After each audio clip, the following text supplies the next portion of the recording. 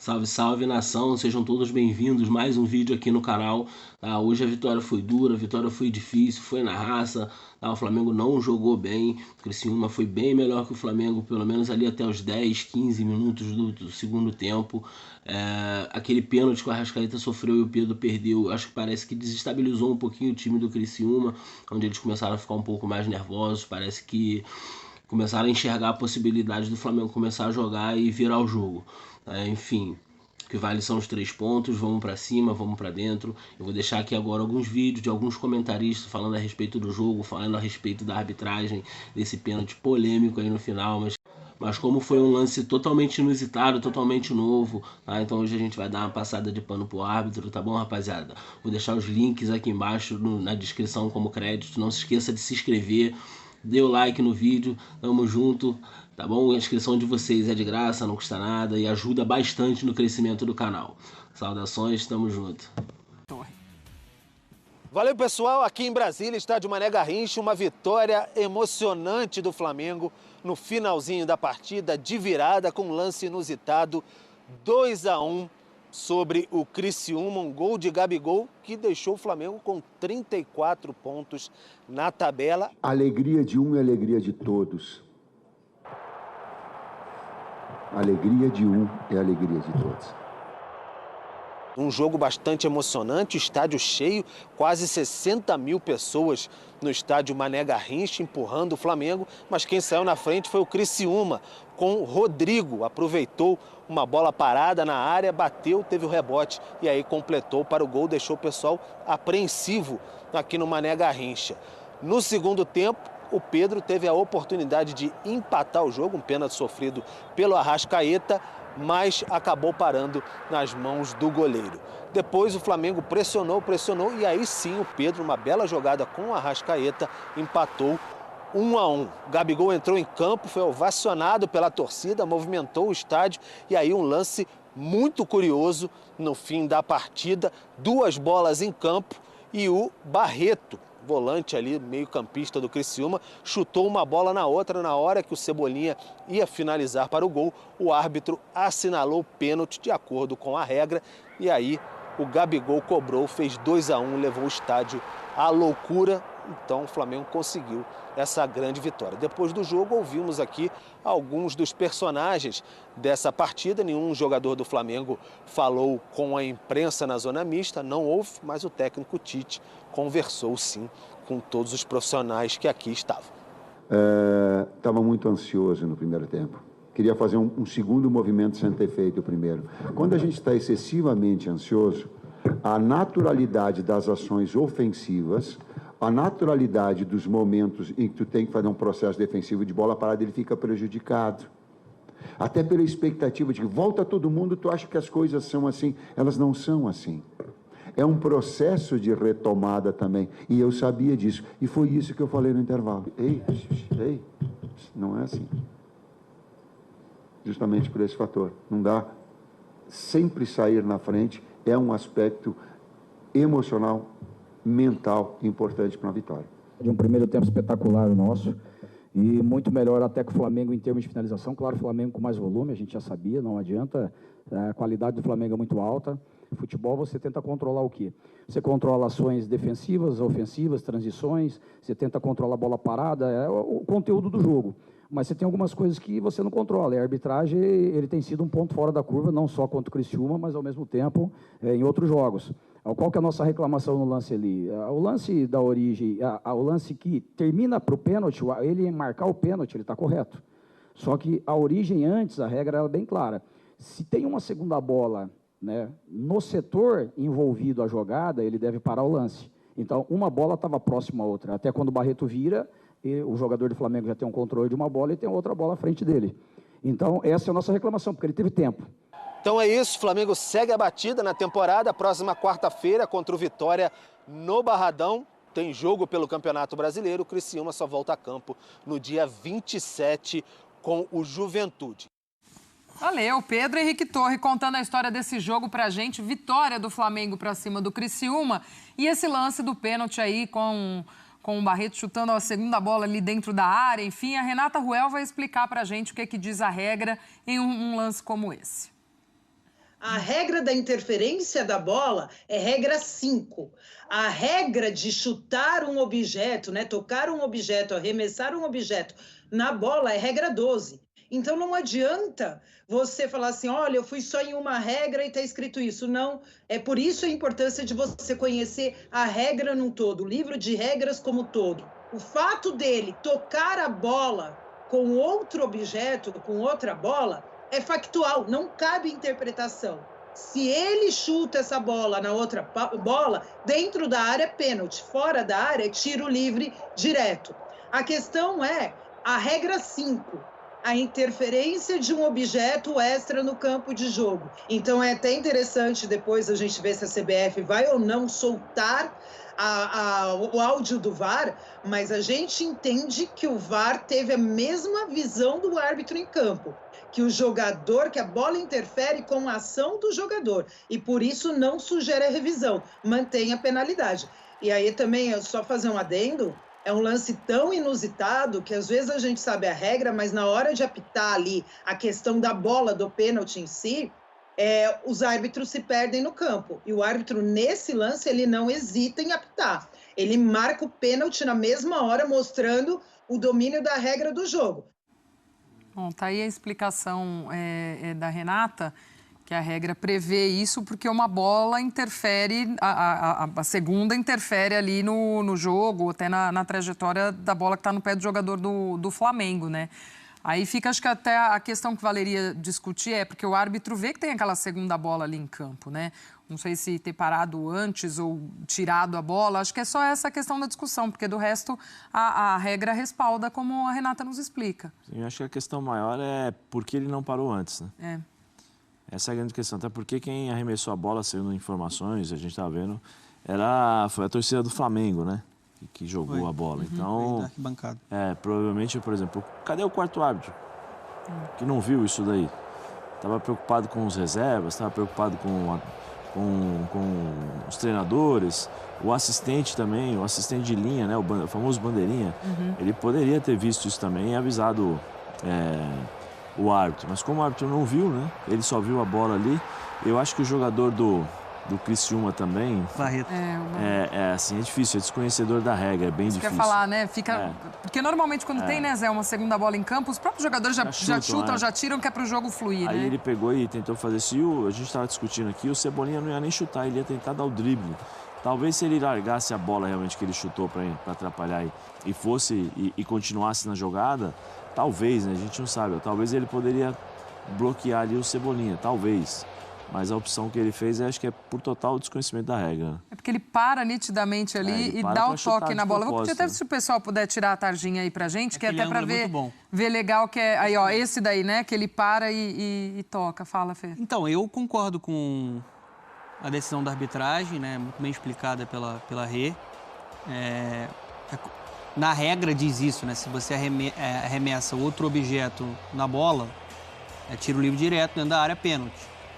E, no caso, a segunda bola era esse objeto, né? E aí você pode debater a questão de o árbitro deveria ter parado antes por conta dessa segunda bola no gramado. Ele tem a obrigação de parar se detectar que tem uma interferência direta no jogo, na minha opinião, tá?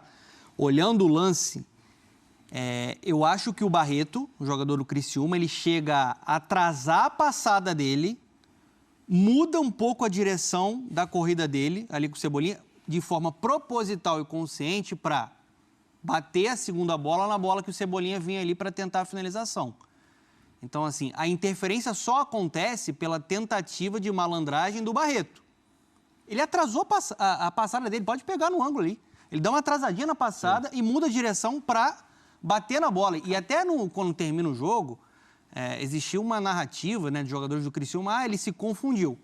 Gente, não. Numa boa, ele não se confundiu. Ele também está de frente ali para jogar. É só olhar a imagem. Ele atrasou um pouquinho a passada, ele fez de propósito. Fernando. Olha lá, essa para mim é ótima. Lá. Ele viu que era a única maneira de tentar... ele estava de costas. Quando ele vê a bola no chão, aí ele larga... Ele olha pro Cebolinha antes, né?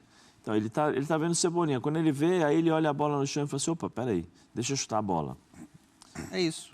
Eu acho que o árbitro foi muito bem, assim. E eu vou te falar, eu nunca tinha visto um lance assim.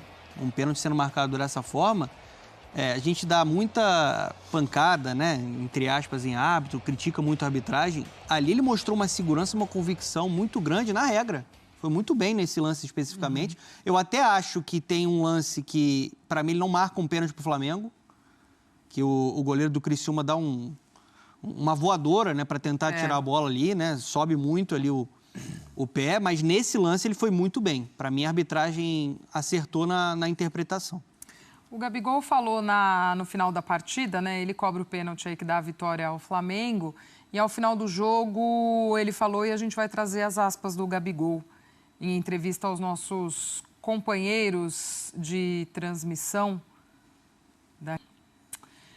A minha vontade, todo mundo sabe, foram acordadas muitas coisas que não foram cumpridas. Não agiram de uma maneira boa, na minha opinião, com um ídolo. As coisas estão em aberto, tudo pode acontecer. Perguntado sobre a sua situação no Flamengo, e ele fala aí em relação à diretoria do clube, que muitas coisas foram acordadas e não foram cumpridas. Se tem uma coisa que o jogador não gosta, é quando o treinador, o diretor começa a levar gente lá para explicar regra, para explicar um monte de coisa que pode atrapalhar. Eu acho que o Gabigol ele não tinha noção nenhuma, quando acontece a situação do doping, da consequência que aquilo podia ter. Porque ele foi mal educado, ele não foi legal. Desrespeitoso. A gente precisa falar aqui que ele não foi autuado no antidoping. Não tinha nada de errado com o Gabigol, substância nenhuma, não ingeriu nada. Isso aí tá tudo, ele tá certo. Agora, ele foi desrespeituoso, ele saiu, ele não quis fazer. Ele achou que por ser o ídolo, que ele mesmo diz ali, ele ia ficar impune, como acontece muito no futebol. Às vezes o cara tem muita coisa que as pessoas acham que a costa é quente demais e que vai passar e que não vai acontecer nada. E não. E eu acho que teve um jogo do Cruzeiro que o goleiro adversário, acho que era o goleiro do Santos, ele sente lá uma posterior e cai e o jogador do Cruzeiro vai e faz o gol. Foi muito rápido. Não dá tempo do cara pensar tudo isso. Eu acho que o zagueiro ali do Criciúma, eu acho também que foi muito rápido o lance. Eu acho que o árbitro, por estar numa posição privilegiada, poderia ter parado a jogada. O jogador do Criciúma, mesmo ele tendo sido malandro ali em jogar a bola, foi bom, estava bom de taco, hein? Tá jogando sinuca. Acertou bem a bola. Mas ele não sabia o que poderia acontecer depois. E o Tencati o técnico do Criciúma, foi muito honesto e claro. O árbitro acertou em marcar o pênalti. Só errou que ele deveria ter parado a jogada antes. E aí o Criciúma foi muito prejudicado por não saber a regra. O jogador, assim como o Gabigol, também pode ser muito prejudicado por ele também não saber a regra do antidoping, né? Não é uma coisa brasileira, é uma coisa... Mas assim, Silas, eu acho que a forma como ele agiu, do que foi descrito pela turma do antidoping, né, assim, é mesmo de desrespeitar o protocolo ali. É um protocolo que vocês já estão acostumados. Falo vocês porque vocês viveram isso também, né? Eu acho que nesse ponto, ele desrespeitou. Ele não tinha noção e sabia. Então, mas aí são consequências, né? São consequências. Agora, ele fala que não há um acordo aí com a diretoria, ou não cumpriram com o acordo e tal. É óbvio que isso pesa muito também nesse momento para a diretoria do Flamengo e para qualquer outra, porque não sabe o que vai ser, o quanto que você pode contar com o Gabigol.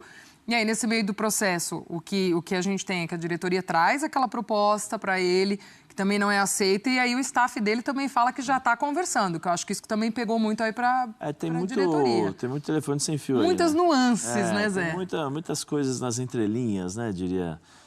Eu acho assim, acho que o Gabigol tem a imagem perante a torcida, ela é ótima. Independente se ele joga bem, joga mal, eu acho que realmente, de fato, ele atingiu um nível ali, um ápice e uma idolatria muito grande. O problema é que muitas vezes essa idolatria ela é confundida, né? E você acha que você pode fazer o que você bem entender porque você é ídolo. E não é assim. Ele já tem um desgaste com o Marcos Braz, que, segundo informações, justamente foi por conta de uma questão de doping, que o Marcos Braz falou que ele teria que ficar no vestiário porque o jogo não tinha acabado e tinha que ter o sorteio e ele ainda e o sorteio não havia acontecido. Tem o desgaste também do dia a dia. Faz 1 ano e meio, mais ou menos, 1 ano e meio, que o Gabigol não é mais o Gabigol. Que o Gabigol não é mais o Gabigol. Tem a questão do treinador, que já deixou muito claro que o centroavante dele é o Pedro. E o Pedro está fazendo por merecer. O gol que ele fez aí é gol sensacional, é gol de centroavante. É uma rapidez de pensamento, execução, ajusta o corpo, né? Entendimento da localização do campo, posicionamento de goleiro. Então, assim, não tem como o Gabigol jogar hoje no lugar do Pedro. O Pedro é o titular. Ele tem que... e ele falou muito claro, eu queria jogar na minha posição. Com o Tite, ele vai ser banco. Então, tem muita coisa, muitas coisinhas pequenas, vamos dizer assim, pequenas para nós, mas que dentro do vestiário de um dia a dia acaba pesando. E aí tem o desgaste também da questão financeira. O Gabigol quer um contrato de 5 anos, o Flamengo fez um contrato, fez uma oferta para 2, segundo números assim, altíssimos, o staff do Gabigol. Fez para 1, né? Fez para 1 ano. Então, assim... eu acho que é natural esse tipo de situação. E o Gabigol, assim, acho que não tem que ficar falando nada, não. Entre e joga, olha... Até porque, se ele se tornou ídolo, é muito por conta dessa diretoria que apoiou, que esteve do lado dele. E que existe uma questão que chama-se negociação. Não é porque não dá certo a negociação que você sai falando mal dos... E outra, né, Zé? Vai ficar pelo menos até o fim do ano aí e fica nesse desgaste, E publicamente expondo isso também ruim, A diretoria está correta quando ela fica com o pé atrás em relação à possível suspensão do jogador. Ela está correta. Ela tem que se defender e saber, se eu não posso contar com ele, não puder contar com ele, eu tenho que fazer uma nova contratação. E o direito dela de agora no meio do ano sair e querer ter um retorno financeiro? É lógico. Se ela chegar e falar assim, não, peraí, agora eu vou esperar. Eles fizeram uma movimentação justamente por conta da possível suspensão do Gabigol, que foi a contratação do Carlinhos. Não é a mesma coisa, mas na contratação do Carlinhos, a mensagem já foi clara do treinador. Eu poderia contratar um jogador com as características do Gabigol. Qual a característica que eu peguei? Eu me aproximei mais do Pedro. O Carlinhos é muito mais próximo, muito mais parecido do Pedro do que do Gabigol. Então o recado já foi dado. Agora cabe ao empresário do Gabigol, que é competente, procura um outro clube, escuta outras propostas e faz parte da negociação. Tudo tem um começo, meio e fim. Se o Gabigol sair do Flamengo, a história dele não vai acabar. Ele será lembrado eternamente por tudo aquilo que ele fez. Então, o fim pode ser no campo, mas não fora. Nas arquibancadas, ele vai continuar sendo o Gabigol do Flamengo. E a gente está vendo Só ver os números dele no jogo, Fer, e aí você já comenta, por favor, só para passar também como foi a participação do Gabigol no jogo hoje. Em 13 minutos, 1 gol, 3 finalizações, 2 certas, 3 ações na área rival e 100% de passes certos. Entrou bem de novo, né? Ele entrou bem contra o Fortaleza, um jogador que melhorou fisicamente, tá mais fininho, mais participativo. Você vê que é muito diferente do Gabigol que a gente viu na última temporada, em grande parte, de 2024. Eu vejo ele tentando dar uma resposta para, se for o fim de um ciclo, e um ciclo que ele é ídolo do Flamengo, vitorioso, protagonista, um símbolo dessa era gloriosa do Flamengo, que pelo menos ele termine tentando, de maneira digna, entregar algo a mais. E acho que ele foi bem contra o Fortaleza e foi bem hoje. A questão a interpretação que eu tenho é que mesmo antes do contexto, de tudo que está acontecendo do caso de antidoping do Gabigol, essa diretoria já não queria ficar com o Gabigol. Porque, por exemplo, você tem de fato uma possibilidade, uma punição maior. Isso afasta até clubes que poderiam estar interessados. Mas você pode também tentar firmar um contrato maior e botar uma cláusula de, se acontecer isso, rompe-se o contrato. Então, acho que já não existia uma vontade tão grande dessa direção, por tudo que a gente tem visto, declarações do Landim, do Braz, de permanecer com o Gabigol. O que ele falou ali, com a repórter depois da série do Gramado, eu não sei o que foi prometido para ele, o que não cumpriram desse acordo. Eu sei que essa mesma diretoria, em outras oportunidades, eu acho que ela não conseguiu fazer bem essa transição de fim de ciclo de jogadores que foram importantes para essa geração vitoriosa do Flamengo. Agora, faz parte do mercado, faz parte do negócio, ele não ser titular, vai reclamar como? O Pedro é o artilheiro do país. Fez hoje outro gol, perdeu o pênalti, mas depois ele faz um gol que ajusta o corpo e a batida de quem conhece, né? Com muita qualidade. Donando a Copa CESP, ou não? Copa Rio lá? Já fiz um golzinho assim. Tá vendo? Se provocar, ele só, tá vendo? Mas sem dúvida, é jogo, muita coisa pega, esse comportamental dele e tudo mesmo. Sem falar que quando você fica chateado, magoado com a diretoria, que foi o que pareceu, sim, tem não cumpriram muita coisa e tal, e aí em cima aparece Palmeiras, o cara fala, agora eu vou dar tipo aquele tapa de luva de pelica nos caras, porque tem um tão grande quanto que me quer. Quem está rivalizando com o meu atual... Justamente. E aí os empresários, aquela coisa toda, falando, olha, cara, os caras não querem mais você aqui. Né? E tem todo o direito de não querer, mas a gente também tem o direito de buscar e outra. Quem está te procurando não é qualquer time. A proposta que o Flamengo faz de um ano, uma proposta que faz sabendo que o Gabigol vai negar. É só assim. De propósito, né? De maneira consciente. Ó, te dou um ano, te dou um aumento aqui, mas para um atleta da idade dele, ele não vai assinar um contrato de um ano. Com a possibilidade, por exemplo, de ir para um Palmeiras, por exemplo, para assinar um contrato de 4, 5 anos. Não faltam interessados. O Gabigol não é um jogador veterano. Tem uma boa idade ainda, está dando uma resposta agora na parte física. Um jogador que sempre foi protagonista na geração dele aqui no futebol brasileiro, desde a época do Santos. Então, assim... o clube está no direito de tomar a decisão e o Gabigol vai estar no direito também de buscar um futuro em outro clube se as partes não chegarem a um acordo.